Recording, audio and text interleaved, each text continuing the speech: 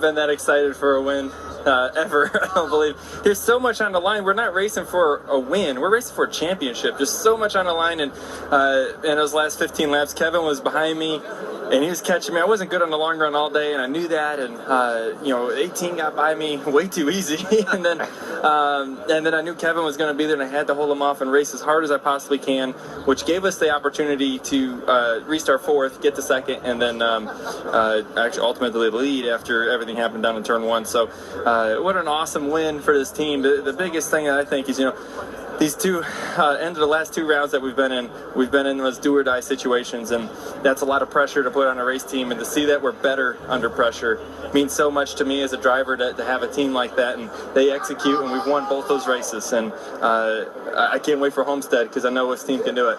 All right, we know what happened at the end. I want you to take me back through that 40 or 50 laps before we got to that last caution, when you appeared to be dropping, and the 88 of Alex Bowman and the 18 of Kyle Busch, they were coming this way. What was your emotion, and what communication were you having with the pits on where you were at points-wise? Yeah, my emotions were, oh no. Yeah. You can kind of feel it. It's like we're in good shape the whole race. We ran the top 2, 3 most the whole race, and then at the end, it's like, man, we're falling off really hard. And the cars that we've been beating all day, the 18 wasn't special all day, and all of a sudden he's really fast, and the 20's winning. It's like, whoa, what happened here? Like, everything has changed.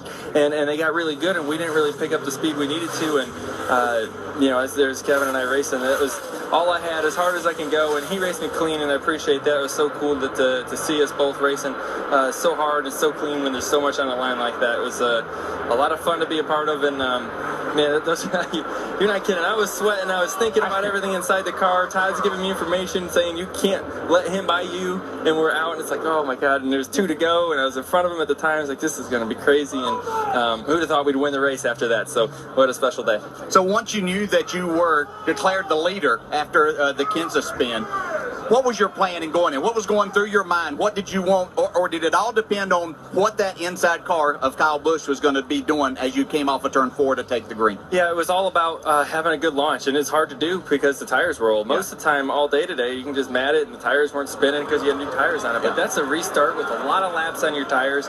Those things are spinning. We both were spinning them, getting going. I had a decent launch right there, had decent momentum, but I barely cleared them to get them off my quarter panel, which allowed me to get ahead of it far enough to be able to come down in front of them, get to the bottom lane, and try to get a good launch off that corner and get a big enough gap, because at that point, I'm in the lead, but I know anything can happen, especially when it's really close to the end, and that turn 3 is so inviting to go down at the bottom. We've seen Ryan Newman do it again.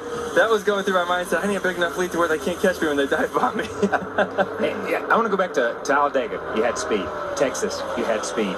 Here, you had speed to run in the top 3 or 4, ultimately to win the race. We haven't seen that out of this group. Are you guys peaking at exactly the right time? Do you feel that way? I think so. Texas, we had a car, and I was so mad after Texas. I was so mad as I felt like we should have won the race. We had the best race car, and I was so frustrated about it. Which is good to be bad about second. Yeah. I said that, but I was so angry about last week, and to come through this week and get the win means so much. And when you think about it, we're going to Homestead, same tire as Texas. Very similar racetrack. Wore out surface. There's going to be a lot of tire wear. This team's fast in this situation, so I can't wait to get to Homestead. This is going to be a fun week. I'm going to enjoy this, and we're going to get a big championship at the end of this thing. Okay, so you raced for a championship there 2 years ago, the first time that we had this format. You were there, had a good race car, had a little problems in the pits. But Kyle talked about this in our pre-race show, about that you were a more mature, more experienced driver. Obviously, it looked like you were headed to another one of those last year, and things got derailed. How does that make you better prepared for next week?